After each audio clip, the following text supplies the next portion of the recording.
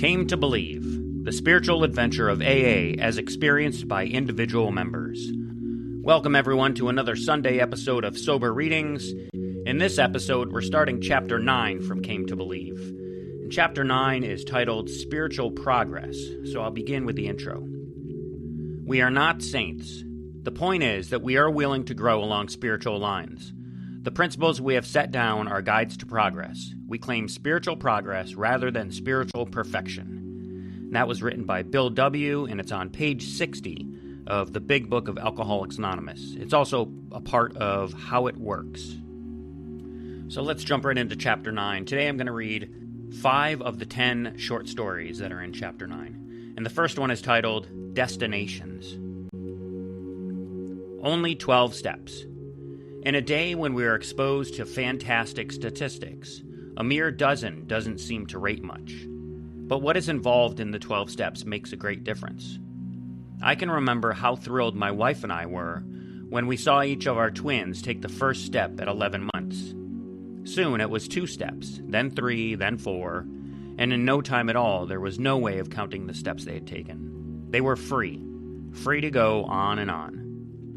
That first step is very important, whether it is the first step of a beloved child learning to walk, or the first step taken by a man on his way to a new life.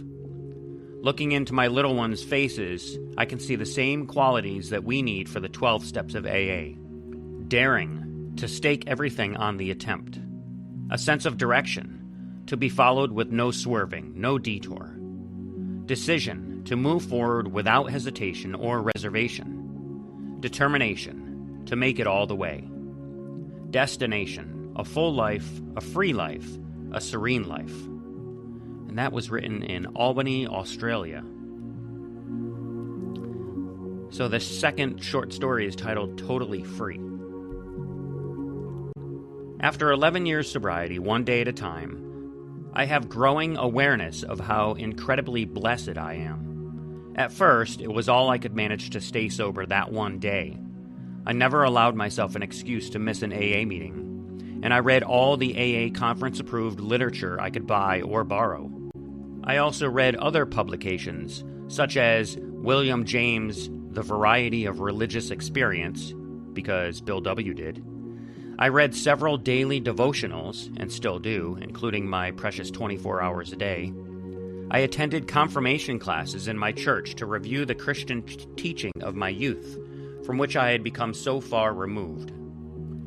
Growth and understanding came slowly, but they came steadily. And finally, I could feel gratitude for my sobriety, for the saving grace of God. Now I feel totally free because I know the truth about myself. I learned about people in AA, and this brought me to an understanding of myself. I know that spiritual growth is a great, wide, beautiful thing, and that I have only stepped up to the open door. By going to meetings and rubbing elbows with the new people in AA, I find they have much to teach me. Their problems are a little different, and they haven't experienced the awful isolation that many of us older folks did. But they are better informed, they are more knowledgeable, and I suspect they are smarter because they learn faster. Perhaps they don't have as far to go to get well as we did, but their path is more cluttered, and the way isn't as clear. So it is still the same struggle for all of us, and we need each other. We need each other's experience, strength, and hope, regardless of age or length of sobriety. The saving grace of God doesn't come like a bolt out of the blue. It comes through, in, and from other suffering, as well as rescued souls like you and me. I am happy to be part of a living and growing fellowship with an infallible heartbeat. Divine power is the pulse of AA, and it doesn't change, no matter how errant and foolish we mortals be. And that was written in Bismarck, North Dakota. The Wonder of Discoveries. I wanted to be the most successful member of my AA group, but it was a long time before I could think clearly. I stayed sober largely through fear and the thrill of trying to carry the message. I would talk frequently and at length on the value of working the steps and living this new way of life. Unfortunately, that's all I did about it, just talk. I didn't really attempt to take the steps. Instead, I tried to find spiritual help and peace of mind through my church. For this activity, I felt certain that I would be rewarded with good health and happiness. It didn't work. Although I never took another drink, my general health declined. I became highly nervous and tense. As a result, an ulcer, high blood pressure, and acute neuritis finally took me to the hospital, where I lay almost blind, crippled, and near death. After my doctors had determined the chief medical cause for my illness, they predicted that I would live after all. Then I had much more time to think and to meditate. I reviewed my entire life, the years before AA and the 12 years in AA. Somehow, I felt free to look objectively at what I had been and what I had become. For the first time in my life, it grew quite clear to me that I was an utter, complete, 100% die-in-the-wool louse. I was so self-centered, so full of ego, that I had all but destroyed myself. During the years in AA, I had learned little more than to keep the plug in the jug. I had neglected to try to work all the 12 steps of the program. But it occurred to me that now God had twice saved me from my self-destruction. I began to feel a sense of real gratitude, and I tried to thank Him. I had a strong feeling that God had spared me for a purpose. To express my gratitude, I wanted to spend the rest of my life trying to help someone else, and I knew that one of the best places to work was in the fellowship of Alcoholics Anonymous, without my old, shallow ideas of success. I discovered the satisfaction of helping to arrange the chairs for a meeting or of cleaning the ashtrays. Soon, I discovered that AA service can be most rewarding, and I loved doing it. Yes, I did go back and start all over the 12 steps, and I felt the wonder of other discoveries about myself and my higher power. I would have felt this years ago had I but followed the program and had I been, as the Big Book states, willing to go to any length to get it.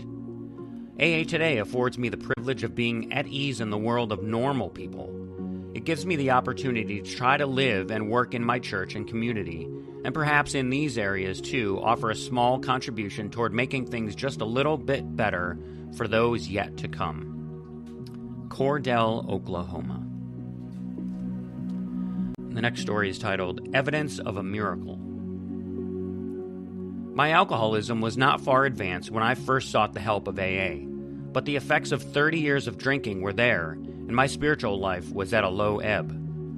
All desire to drink left me at my first meeting, and believing, I took to the program with enthusiasm, minded the slogans, went to meetings, made friends, and carried the message as I understood it then. Shortly after joining AA, I underwent a religious conversion. I had been a Christian just nominally, about as ill-informed on spiritual matters in general as one can imagine.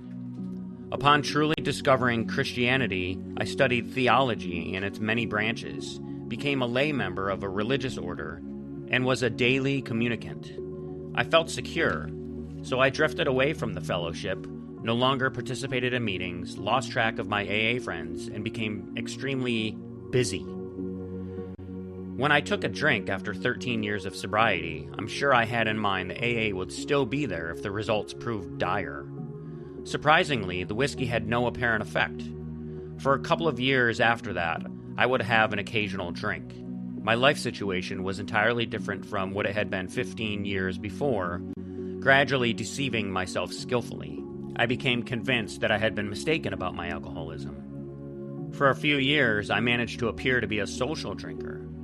There were portents of the contrary, but I ignored them. I cherished my illusion of control. The deterioration of my spiritual life was slow. The physical and mental effects were not especially noticeable for quite a while. Inevitably, the time came when I faced the fact that I could neither cut down on the considerable amount I was drinking, nor could I stop. In desperation, I had myself hospitalized. My chart read, acute alcoholism. And I suffered all the symptoms, including hallucinations. Yet after release, I continued to drink, completely obsessed. One day, my doctor suggested that I go into the hospital again. I said I would think about it.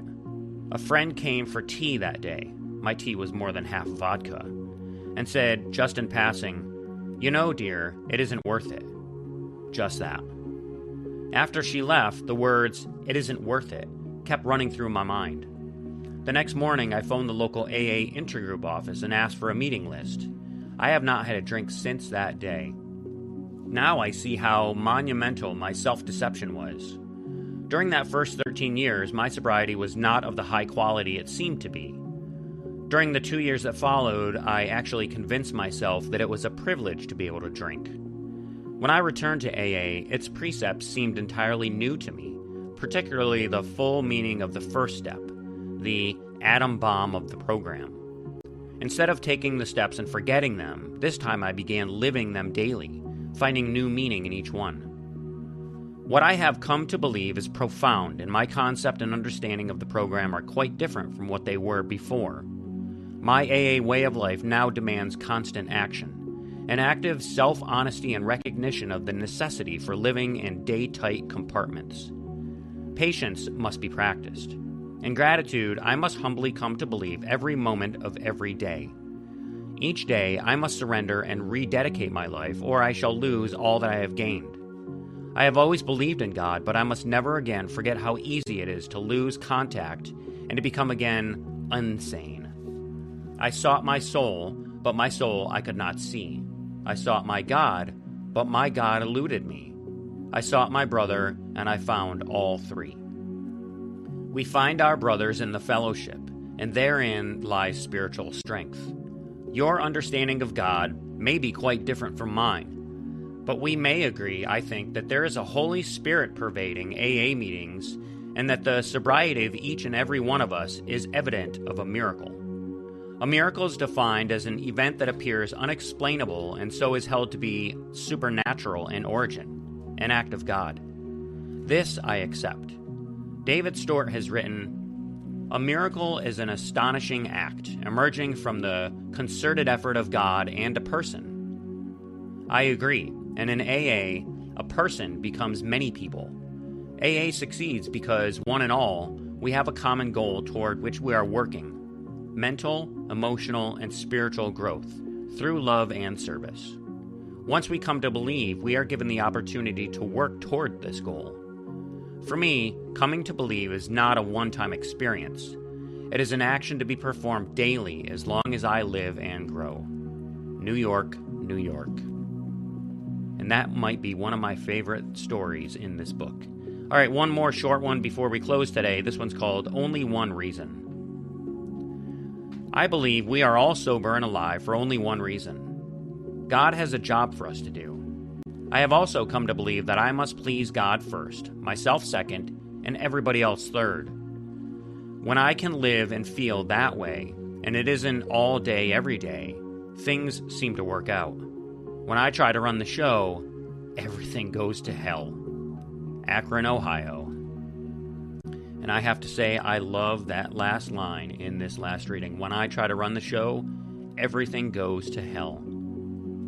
All right, so next Sunday we'll pick up where we left off, and the next story is titled The Central Experience, and there's 5 more stories left in Chapter 9. So I hope next Sunday you will join me to listen for that. And so let's wrap up this episode with the Serenity Prayer. God, grant us the serenity to accept the things we cannot change, courage to change the things we can, and the wisdom to know the difference. Thank you so much for listening. Stay sober, keep reading, and I'll catch you in the next episode. Until then, take care of yourselves and each other, and remember, just for today, don't drink, go to a meeting, and keep coming back. Have a great day. And as my friend Larry says, best day ever.